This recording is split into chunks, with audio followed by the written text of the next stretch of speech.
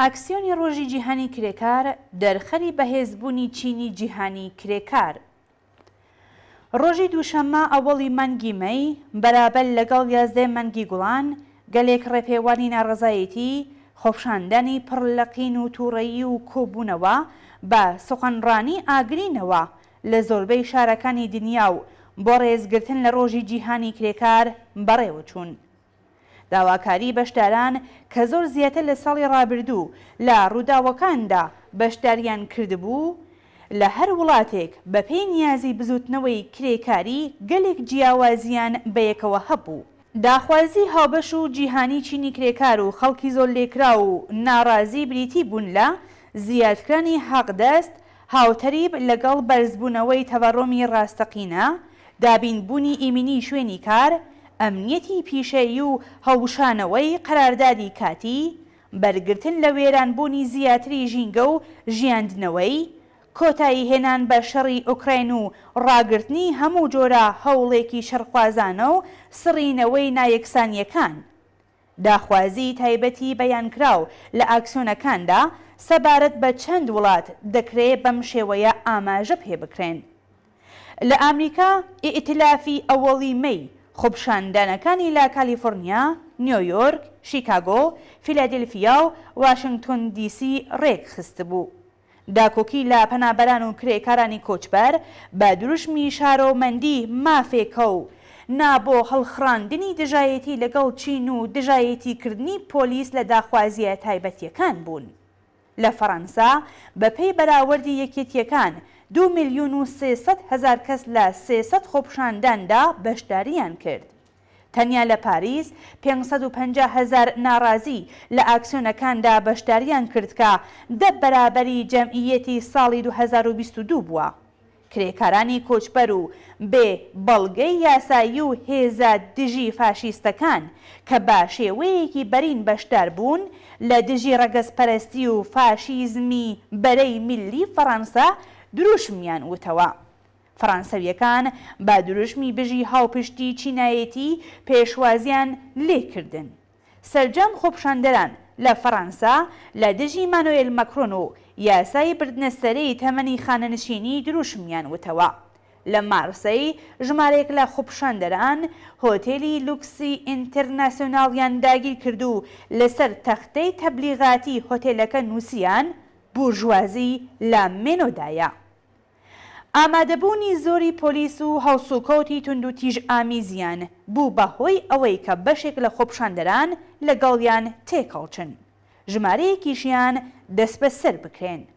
لە ئیسپانیا زیادکرانی مانگانەی خانەنشینی و هەڵوشانەوەی یاسای سەختگیرانە لە شوێنی کار کە لە ساڵی 2012ەوە لەلایەن حکوومەتی مەحافزەکارەوە داسەپاوە بەشێک لە داخوازیەکان بوون. ئەو یاسایە مافی دیموکراتیکی کرێکارانی لەنێو بردووە، یارمەتیە دەوڵەتیەکانی کەم کردوێتەوە و ماڵیات بەر دەرامەدی زیاتر کردووە. لە لەندەن خۆپشاندەران کە ژمارەیان زیاتر لە ساڵی ڕابردوو بوو دژ بە تاجگوزاری، شەڕ و ئیمپەریالیزم و بۆ پشتیوانی لە کرێکارانی کۆچبەر و کۆچبەران دروشمیان وتەوە.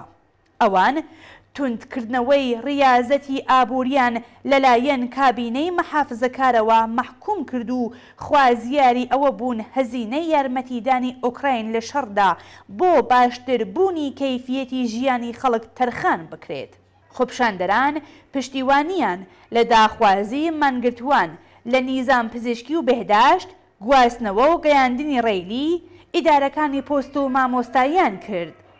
ئەوان داکۆکیان لە مافەڕەواکانی خەڵکی فەلەستین کرد و زوڵم و زۆرداری دەوڵەتی ڕەگەزپەرستی ئیسرائیلیان مەحکوم کرد.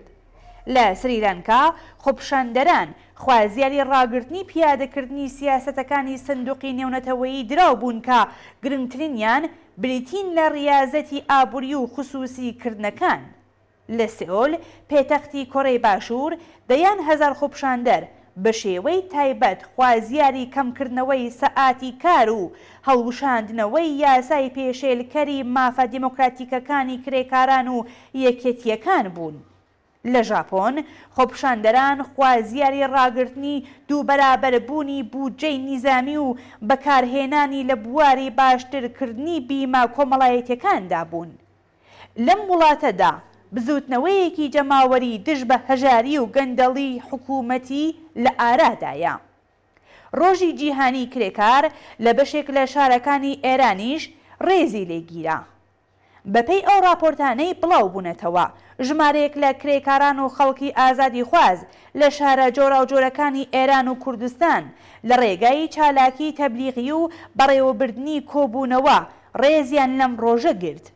ئەم راپۆرتانە دەڵێن کە کرێکاران و خەڵکی ئازادی خواز لە شارەکانی سنا، مەریوان، کامیاران، بانا، سەقز، تاران، ئیسفەهان، ئەهواز و باقی شارەکانی کوردستان و ئێران یەکی مانگی مەیان ڕێز لێگرت. لە تاران لاوان لە شەقامی ستارخان لە شەودا ئەم دروشمانەیان وتەوە: مردن بۆ ستەمگەر، سڵاو بۆ کرێکار. لە تاران پارس ژنان و پیاوانی ناڕازی دروشمی مردن بۆ دیکتاتۆریان وتەوە. ناڕازیان ڕێگاکانی سادقیەی تارانیان گرت تا سەرکوتگەران نەتوانن بچنە ئەو ناوچەیە. لە ئێسفەهان خەڵک ئەم دروشمەیان وتەوە: کرێکار بێدارە، لە چەوسانەوە بێزارە، مردن بۆ ستەمگەر، سڵاو لە کرێکار، منزەلات مافی سەلمێنراوی ئێمەیە.